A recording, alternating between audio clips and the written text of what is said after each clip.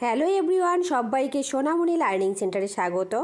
আজ আমি তোমাদের জন্য নিয়ে এসেছি তৃতীয় পর্যায়ক্রমিক মূল্যায়ন 2025 ষষ্ঠ শ্রেণীর পরিবেশ ও বিজ্ঞানের সাজেশন।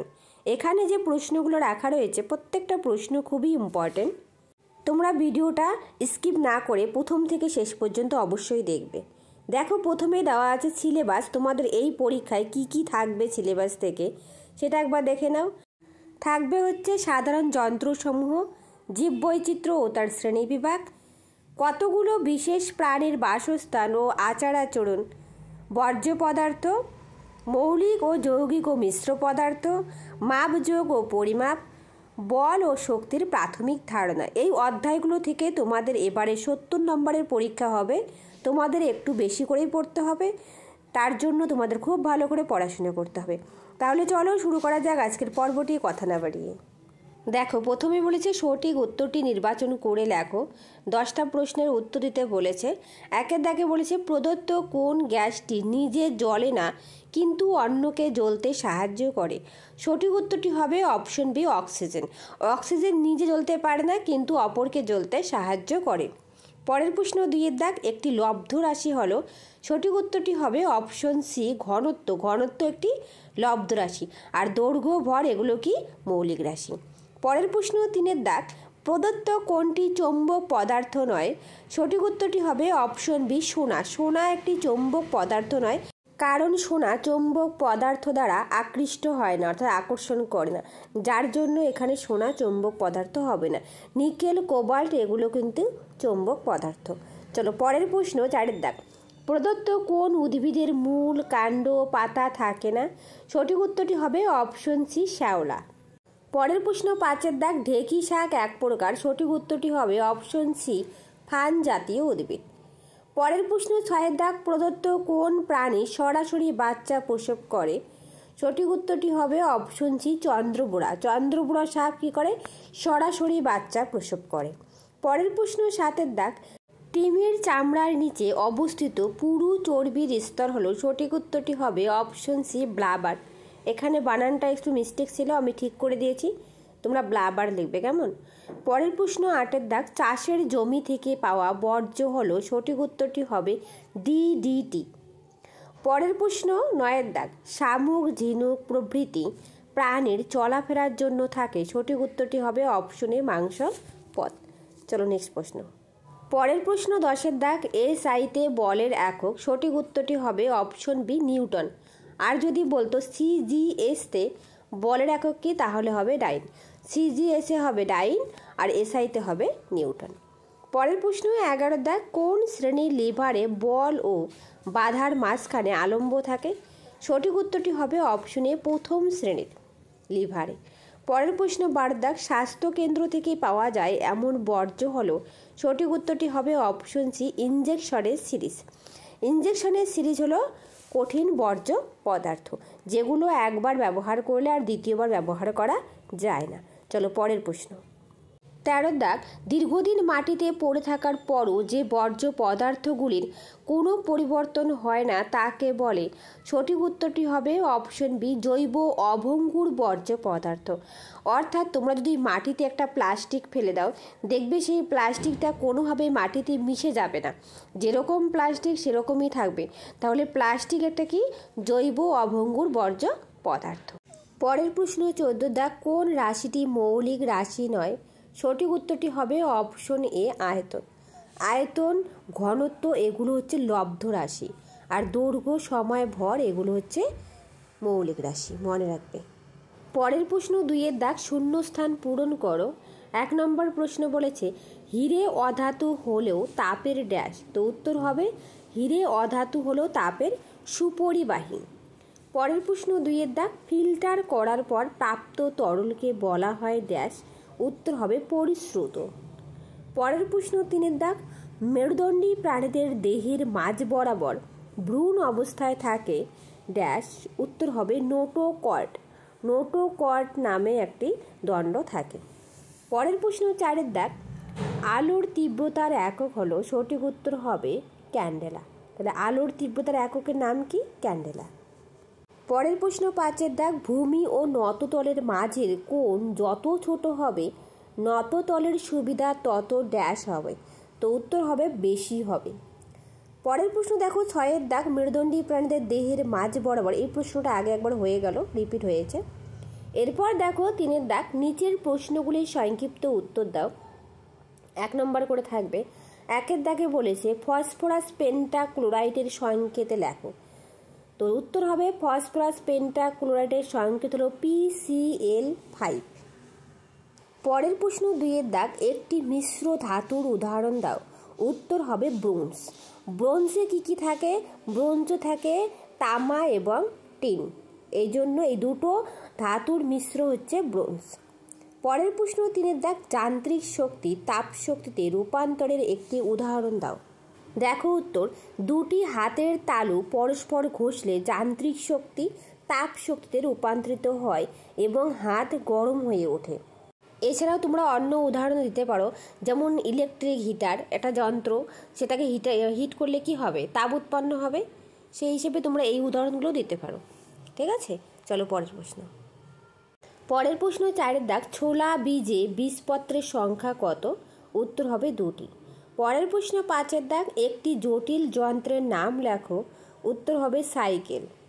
পরের প্রশ্ন 6 দাগ, হাতির একটি মজার অঙ্গের নাম লেখো, সঠিক উত্তরটি হবে সুর। হাতির সুর একটা কি মজার অঙ্গ। পরের প্রশ্ন 7 দাগ, ভর মাপা হয় কোন যন্ত্রের সাহায্যে?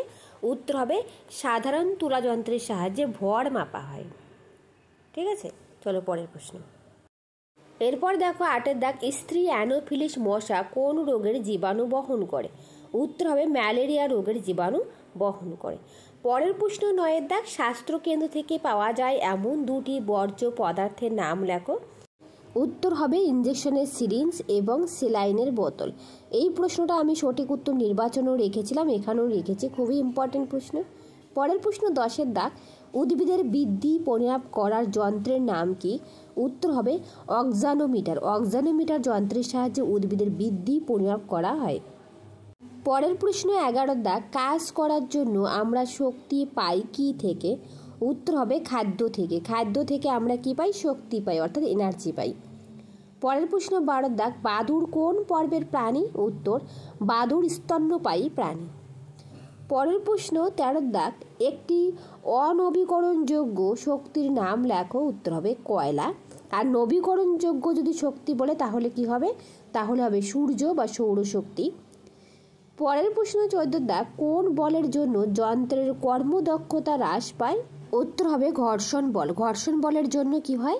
যন্ত্রের কর্মদক্ষতা হ্রাস পায়।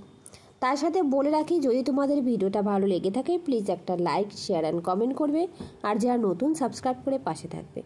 এরপর দেখো 4 দাগের নিচের প্রশ্নগুলির একটি বা 2টি বাক্যে উত্তর দাও। যে কোনো 10টি প্রশ্নের উত্তর দিতে বলেছে, 2 নাম্বার করে থাকবে। দেখো 1 দাগে বলেছে তোমার হাত কোন শ্রেণীর লিভার? এর আলম্ব কোথায় আছে? উত্তর তোমার হাত একটি 3য় শ্রেণীর লিভার। তোমরা যখন লিখবে প্রশ্নের উত্তরটা তখন লিখবে আমার হাত একটি 3য় শ্রেণীর লিভার। এর আলম্ব বা ফালক্রাম কনুইয়ের সংযোগস্থলে আছে। পরের প্রশ্ন 2 দাগ, জয় অ্যারি ফ্যাবা ও কার্ল ফন ফ্রিস যে প্রাণীদের নিয়ে কাজ করেছেন তাদের নাম লেখো। উত্তর জয় অ্যারি ফ্যাবা গবেষণা করেছেন শুঁয়োপোকা এবং অন্যান্য পোকামাকড়দের উপর। আর কার্ল ফন ফ্রিস মূলত মৌমাছির যোগাযোগ ব্যবস্থা নিয়ে কাজ করেছেন। তো দুজন বিজ্ঞানী 2 রকম বিষয় নিয়ে কাজ করেছেন, এটা একটু মনে রাখবে। তোমাদের বইয়ে আরও খুব সুন্দর সুন্দর জিনিস দেওয়া আছে, সেগুলো একটু পড়ে নেবে। পরের প্রশ্ন দেখো 3 দাগ, H2O এর সংকেত থেকে কি জানা যায়? উত্তর জলের সংকেত H2O থেকে যে তথ্যগুলি জানা যায় সেগুলি হলো, দেখো H2O সংকেত বিশিষ্ট পদার্থটির নাম জল, এবং জল হাইড্রোজেন ও অক্সিজেন গঠিত যৌগ। 2 নম্বর পয়েন্ট, H2O দ্বারা জলের একটি অণুকে বোঝায় যা 2টি হাইড্রোজেন পরমাণু ও একটি অক্সিজেন পরমাণু দ্বারা গঠিত। 3 নম্বর পয়েন্ট, একটি জলের অণুতে হাইড্রোজেন ও অক্সিজেনের ওজনের অনুপাত 1:8। এইটুকু তোমরা লিখে দেবে। চলো পরের প্রশ্ন। 4 দাগের প্রশ্ন, আন্তর্জাতিক প্রমাণ মিটার কাকে ধরা হয়? উত্তর 1889 সালে ফ্রান্সের প্যারিস শহরে International Bureau of Weights and Measures নামক সংস্থায় 0 ডিগ্রি সেলসিয়াস তাপমাত্রায় প্লাটিনাম 90%, ইউরেনিয়াম 10%, এর সংকর ধাতু তৈরি একটা দণ্ডের দুই প্রান্তে দুটি নির্দিষ্ট দাগের মাঝের দূরত্বে সারা বিশ্বে প্রমাণ বা স্ট্যান্ডার্ড মিটার ধরা হয়। চলো পরের প্রশ্ন। 5-এর দাগ, জৈব ভঙ্গুর বর্জ্য পদার্থ কাকে বলে? উত্তর, জৈব ভঙ্গুর বর্জ্য হলো এমন এক ধরনের বর্জ্য যা মূলত অণুজীব, ব্যাকটেরিয়া, ছত্রাক ইত্যাদি ও বিভিন্ন ক্ষুদ্র অমেরুদণ্ডী প্রাণী দ্বারা বিশ্লেষিত হয় এবং অতি সহজেই সরল উপাদান রূপে প্রকৃতিতে মিশে যায়। উদাহরণ দেখো দেওয়া আছে, শাক সবজির খোসা, পাতা, শুকনো ফুল, বাড়ির বাগানের লতা পাতা, ডাল, ডাবের খোলা, পুরনো কাগজ, বইপত্র প্রভৃতি হলো জৈব ভঙ্গুর বর্জ্য উদাহরণ। অর্থাৎ এই সমস্ত বর্জ্য যদি আমরা পরিবেশে রেখে দিই বা কোথাও ফেলে দিই, সেগুলো কি হবে? পচে যাবে। এই জন্য এগুলোকে বলা হয় বর্জ্য ভঙ্গুর বর্জ্য পদার্থ। কিন্তু যেগুলো পরিবেশের সঙ্গে মিশে যায় না, সেগুলোকে বলা হয় জৈব অভঙ্গুর বর্জ্য পদার্থ, যেমন প্লাস্টিক। চলো পরের প্রশ্ন। এরপর দেখো 6-এর দাগ, গাছ কি করে পরিবেশে অক্সিজেন, কার্বন ডাই অক্সাইডের ভারসাম্য বজায় রাখে? উত্তর, আমরা ও অন্যান্য প্রাণীরা শ্বাসের সময় অক্সিজেন গ্যাস গ্রহণ করি ও কার্বন ডাই অক্সাইড ত্যাগ করি, আর খাবার তৈরি করার সময় গাছ অক্সিজেন ত্যাগ করে ও কার্বন ডাই অক্সাইড গ্রহণ করে। এর ফলে পরিবেশে শ্বাস নেওয়ার মতো যথেষ্ট অক্সিজেন যথেষ্ট পরিমাণে থাকে। আবার অধিক কার্বন ডাই অক্সাইড পরিবেশে থাকলে যে সমস্যা দেখা দিত, সেগুলিও হয় না। এভাবেই গাছ অক্সিজেন, কার্বন ডাই অক্সাইডের ভারসাম্য তথা পরিবেশগত ভারসাম্য বজায় রাখে। এই প্রশ্নটা খুবই ইম্পর্টেন্ট, এই প্রশ্নটা পরীক্ষা আসবে। পরের প্রশ্ন 7-এর দাগ, দুধ থেকে কিভাবে দই তৈরি হয়? উত্তর, খুবই ইম্পর্টেন্ট প্রশ্ন। দুধে দই মিশালে দইয়ের ছানা ল্যাক্টোব্যাসিলাস ব্যাকটেরিয়া ল্যাকটিক অ্যাসিড তৈরি করে। এর পাশাপাশি আরও কয়েক রকম পরিবর্তন ঘটে এবং দুধ দইতে পরিণত হয়। পরের প্রশ্ন 8-এর দাগ, রাসায়নিক পরিবর্তন কাকে বলে? উত্তর, যে ঘটনায় একটি বা একাধিক পদার্থের মূল গঠন বা বৈশিষ্ট্য বদলে গিয়ে নতুন পদার্থ সৃষ্টি হয় এবং মূল পদার্থকে সহজে ফিরে পাওয়া যায় না, তাকে কি বলা হয়? রাসায়নিক পরিবর্তন বলা হয়। পরের প্রশ্ন 9-এর দাগ, মৌলের যোজ্যতা কিভাবে নির্ণীত হয়? উত্তর, মৌলের একটি পরমাণু যত সংখ্যক হাইড্রোজেন পরমাণুর সঙ্গে যুক্ত হতে পারে সেই সংখ্যাই হলো ওই মৌলের যোজ্যতা। যেমন হাইড্রোজেনের 2টি পরমাণু অক্সিজেনের একটি পরমাণুর সঙ্গে যুক্ত হয় বলে অক্সিজেনের যোজ্যতা 21। পরের প্রশ্ন 10-এর দাগ, জীবাশ্ম জ্বালানি কাকে বলে? উত্তর, মাটির তলায় চাপা পড়া জীবদেহ থেকে প্রাপ্ত যে জিনিসগুলি জ্বালানি রূপে ব্যবহৃত হয় তাদের জীবাশ্ম জ্বালানি বলে। যেমন কয়লা, পেট্রোলিয়াম, এগুলো জীবাশ্ম জ্বালানি। তাহলে আজ রইল এই পর্যন্ত। আবার দেখা হবে নতুন আরেকটা ভিডিওতে। যদি তোমাদের ভিডিওটা ভালো লেগে থাকে তাহলে একটা লাইক, শেয়ার অ্যান্ড কমেন্ট করবে, আর যারা নতুন সাবস্ক্রাইব করে পাশে থাকবে। Thank you everyone.